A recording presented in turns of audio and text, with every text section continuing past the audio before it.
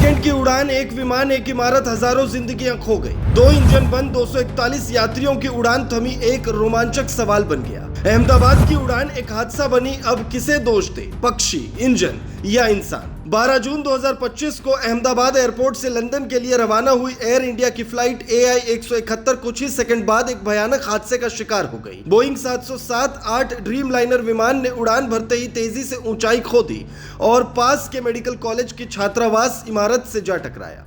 विमान में कुल 241 लोग सवार थे, 230 यात्री और 11 चालक दल सदस्य। हादसे में 280 से अधिक लोगों की मौत हुई, जिसमें विमान में मौजूद अधिकांश लोग और जमीन पर मौजूद छात्र शामिल थे। चमत्कारिक रूप से सिर्फ एक यात्री विश्वास कुमार रमेश इस हादसे से बच पाए।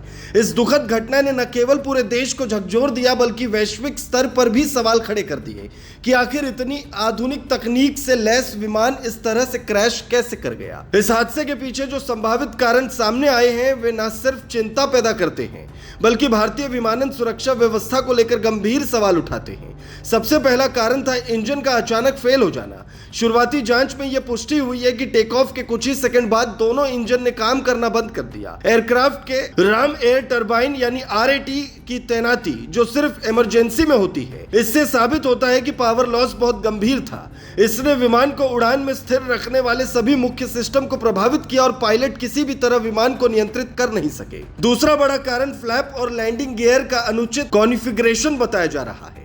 उड़ान भरते समय विमान के फ्लैप खुले रहते हैं, जिससे विमान को उठान मिलता है, लेकिन जांच में सामने आया है कि विमान के फ्लैप बंद थे और गियर भी अपनी जगह से नहीं हटे थे।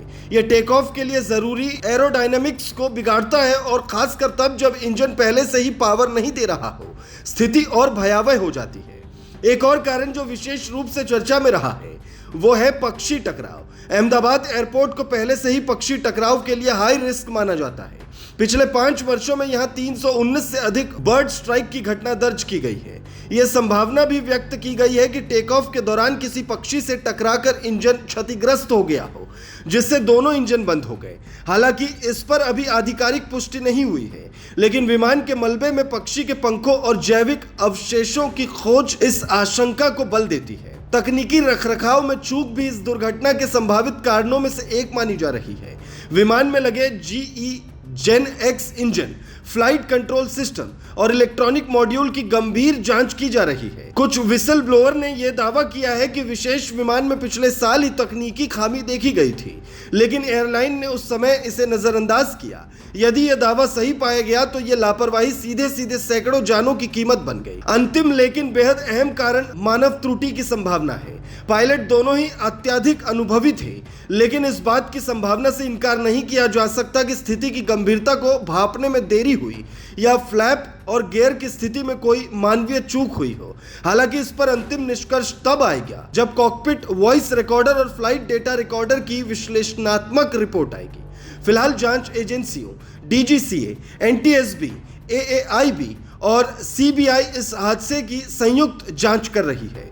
दोनों ब्लैक बॉक्स बरामद कर लिए गए हैं और उनकी डिकोडिंग प्रक्रिया शुरू हो गई है। वहीं एयर इंडिया ने अपने सभी 787 विमानों की इमरजेंसी जांच शुरू कर दी है और अब तक 26 विमानों की तकनीकी ऑडिट पूरी की जा चुकी है। एयरपोर्ट के आसपास पक्षी आकर्षित करने वाली गतिविधियों जैसे कचरे के ढेर और खुले डेयरी फार्म्स को हटाने के आदेश दिए जा चुके हैं। यह हादसा भारत के लिए ही नहीं बल्कि पूरी दुनिया के लिए एक चेतावनी है कि विमान तकनीकी चाहे जितनी भी आधुनिक क्यों न हो, सुरक्षा मानकों और रखरखाव में छोटी सी चूक भी कितनी विनाशकारी हो सकती है। अब आवश्यकता है कि एविएशन इंडस्ट्री केवल तकनीकी दिखावे की बजाय बुनियादी सुरक्षा पर अधिक ध्यान दे। पायलटों की नियमित ट्रेनिंग हो और एयरपोर्ट्स के चारों ओर का वातावरण सुरक्षित और बाधा रहित हो। यह घटना केवल एक विमान हादसा नहीं, बल्कि सैकड़ों परिवारों की जिंदगी में ऐसा तूफान थी जिसने उनके अपनों को हमेशा के लिए छीन लिया। सवाल यह नहीं है कि किसकी गलती थी, सवाल यह है कि अब क्या किया जाएगा ताकि फिर कोई विमान उड़ान भरते ही मौत का सफर ना बन जाए।